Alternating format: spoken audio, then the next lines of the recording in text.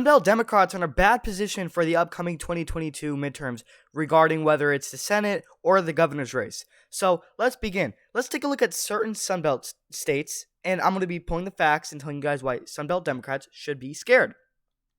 So first of all, let's take a look at Florida. Let's take a look at Florida's polling for the governor's race and the Senate race. So let's take a look at 538.com.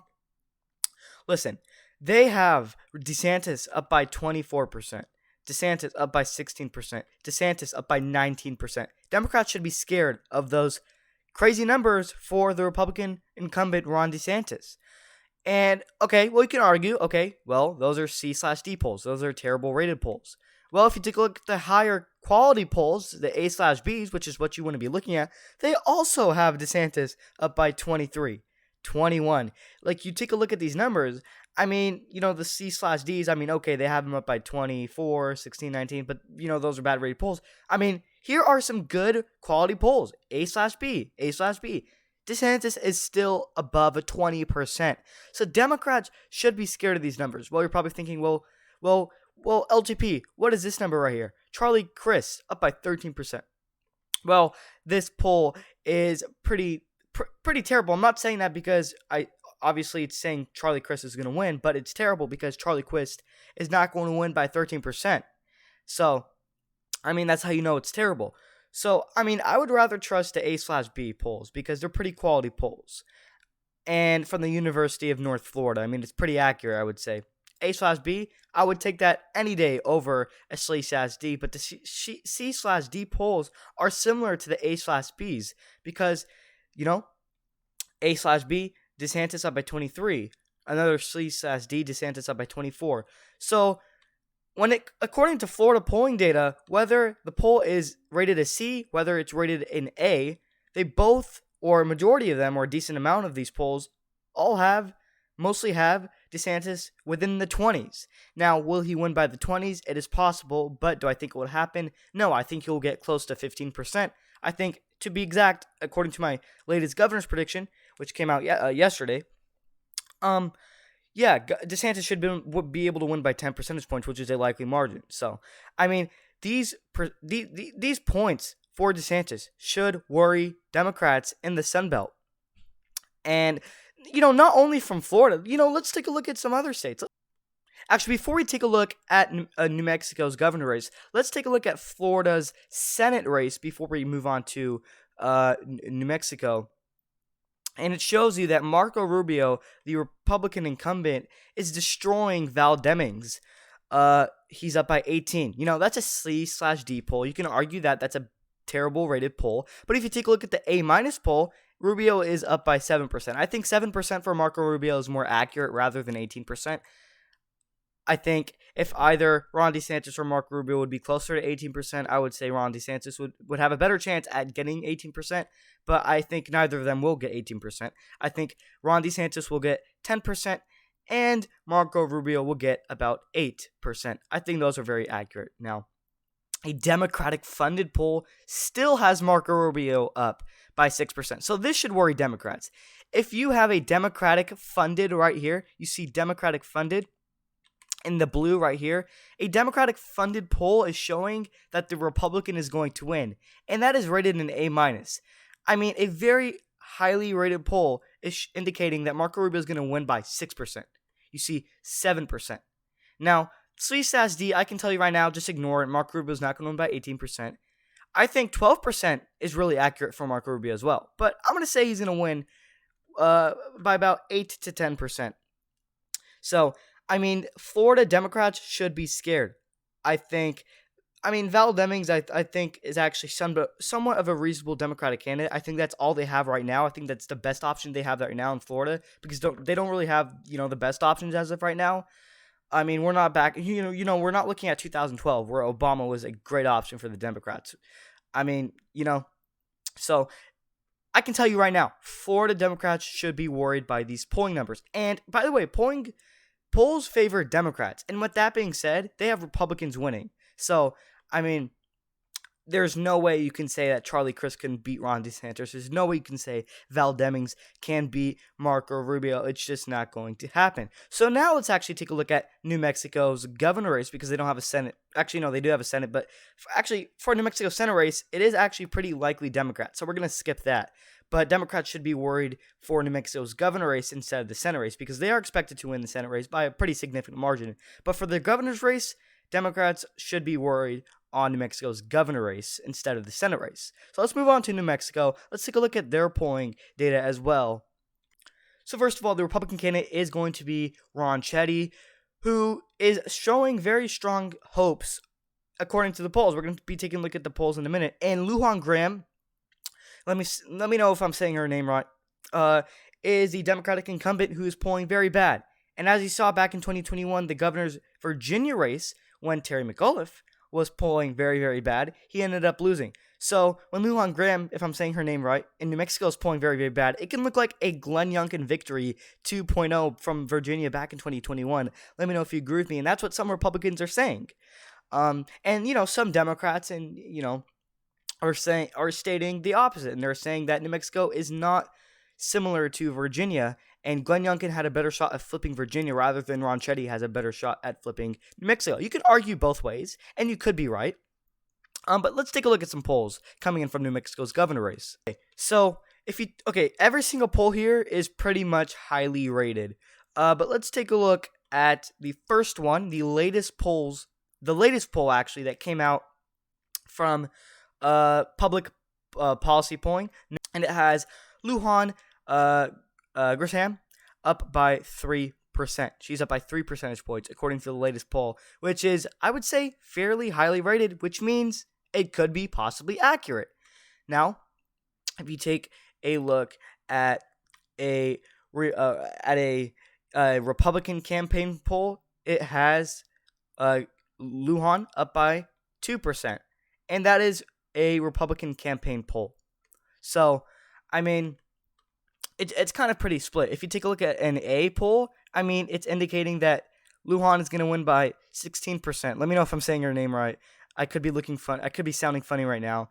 I can tell you right now, even this is an A, I mean, she's not going to win by 16%. That's more than last time. And she's definitely not going to win by more than last time, saying that this is going to be a red wave year. I mean, it completely makes sense, right? So, I mean, okay, let's take a look at another A-rated poll. Lujan up by 4%. I mean, it goes down the line. And Democrats should not be comfortable in New Mexico because the race is getting very close. 3% for Lujan should already scare Democrats. 4% for Lujan should already scare Democrats. 2% for Lujan should already scare Democrats. But you take a look at this. Ron Chetty takes the victory here. And this is coming from June, which is very recent. Well, you can argue it is a Republican funded poll, or a Republican campaign poll, because it is filled in red, as you can see right here if you did not know. But, well, it is highly rated. Like a lot of so, actually, New Mexico has a lot of highly rated polls, as we can see right here. But this one's coming from the public opinion strategies. And, that sample size is, not as big as the 1,000 right here. And, I mean, okay, a lot of these 1,000 sample sizes have Lujan up by 16, 12, 10. Well, actually, this 1,000 has Lujan up by 4. So to put it up in a short way, these polls either have Lujan up by around 10%, or they're going to have Lujan up by 3%. That's the way these polls are going. It's going to be Lujan winning by a lot, or Lujan winning by barely anything, like the 3%, as you see right here, like the 4%, or actually one poll does have Ron Chetty winning. So basically, based off of all this, based off of the polling data, based off not just polls, but other, stuff coming in from New Mexico, I can tell you right now, this race is going to be very close. Now, would Ron Chetty win? He very well can, but, I mean, in my governor's prediction, I did say Ron Chetty would barely take the defeat. But, I mean, taking a defeat does not mean that he lost terribly. I think he's going to lose by 2%. I think Lujan is going to win by 2%.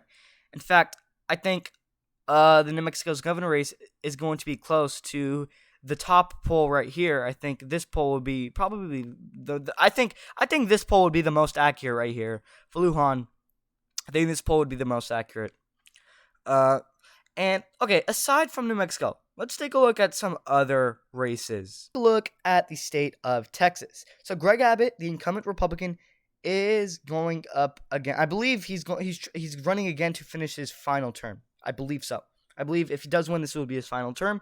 So he's facing up against Beto O'Rourke, who ran in 2020 and then had to drop out. Ran for president in 2020. But then he ran for the Senate in 2018 and lost, but barely lost to Ted Cruz, only by 2%.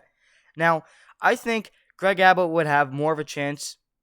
I think Beto O'Rourke has a better chance at defeating Senator Ted Cruz rather than Greg Abbott, and I think Greg Abbott is not the most approved in the state of Texas. Let me know if I'm wrong, but okay, I think he's not the most favorable in Texas. I think he's not that favored amongst Texans, but the thing that is holding Democrats back in the state of Texas is that they just don't like Beto O'Rourke. Because if you do not know, Beto O'Rourke, well, I think we all know this, just a fun fact, Beto O'Rourke is campaigning on something that Texans do not like, and I say this in all of my predictions, and if you watch my prediction, you probably know. I'm going to say it again. He is campaigning on the notion of gun control, which Texans do not like. They love their guns. So if he's going to go against the will of, I would say, at least half of Texans, then he's probably not going to get majority of the votes.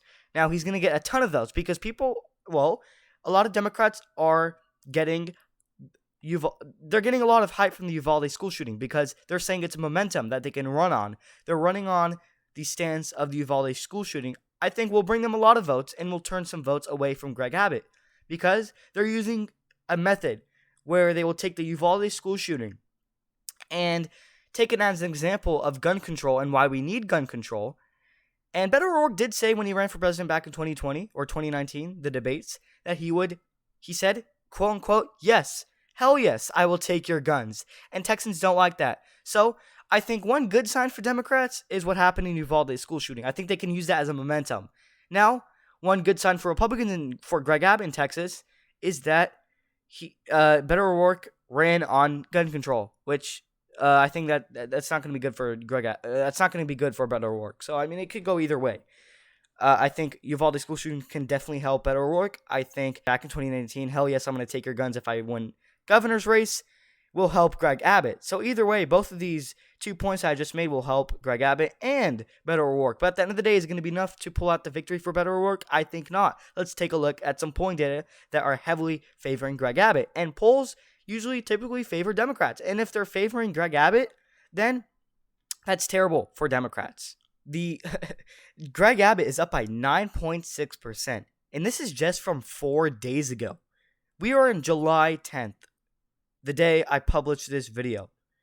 And I mean polls favor Democrats. And as they usually favor Democrats, they have a Republican winning. So if you see a poll that usually favors Democrats and they have a Republican winning, that just is completely sad for Democrats.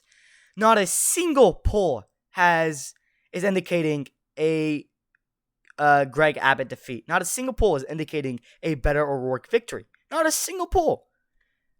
The highest rated poll coming from Quinnipiac University, Greg Abbott up by 5. So this poll has a sample size of 1,200 votes, and this is coming from June, last month. CBS News. Greg Abbott up by 8%.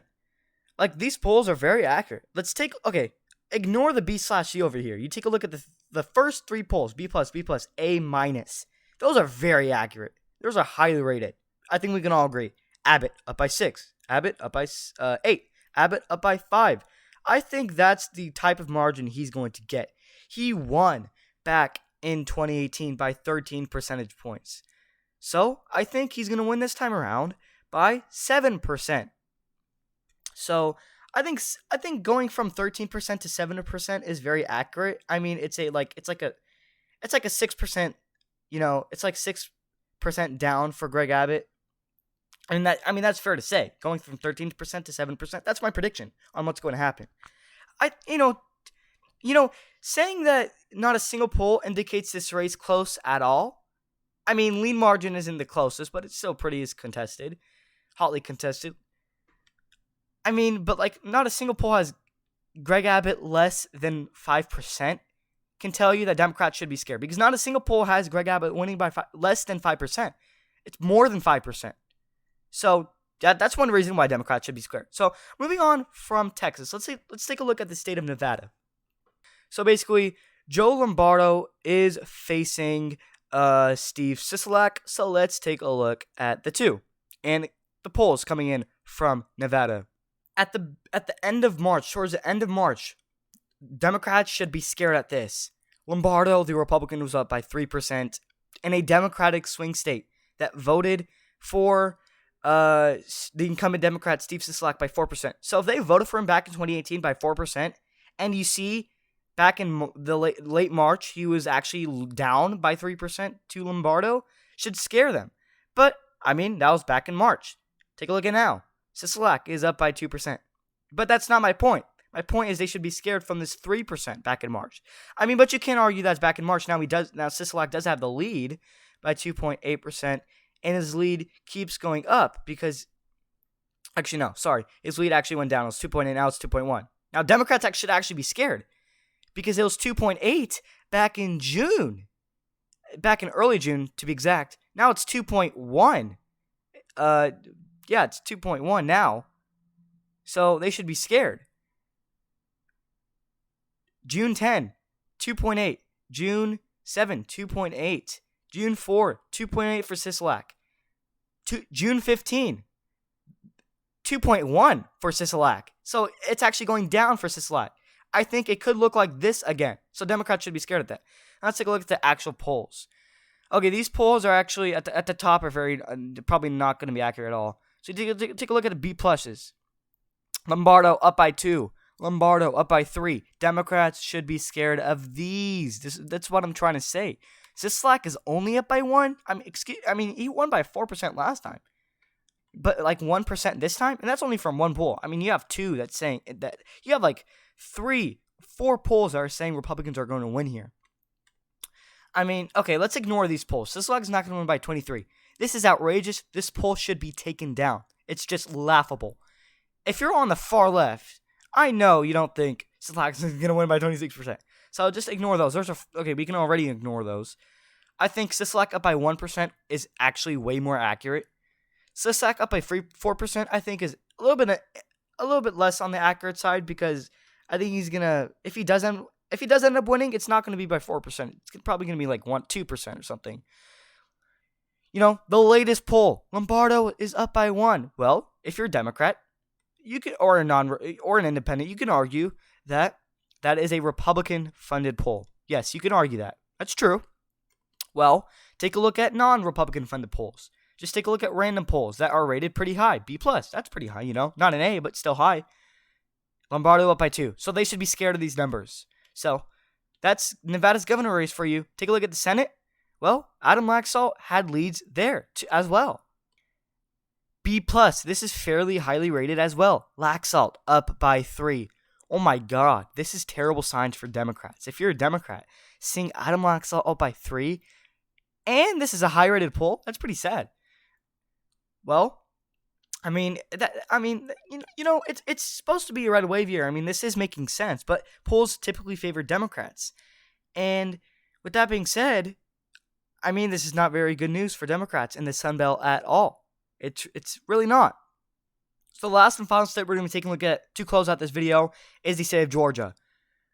The latest news from Georgia, July 8th. That was from 2 days ago. Brian Kemp is up by 6%. That is terrible news for Democrats in Georgia, Sunbelt Democrats in Georgia. Terrible for Stacey Abrams. They're showing that Brian Kemp is going to win more than he did last time. He won by 2%. It's indicating he's going to win by 6%. That is flat out sad for the Stacey Abrams campaign. You take a look at the highest rated poll on here. A+. Brian Kemp. 5%. That is completely terrible. Sample size, 1,278. I mean, an A poll. A pollster rated. That is probably going to be accurate. Brian Kemp is up by 5.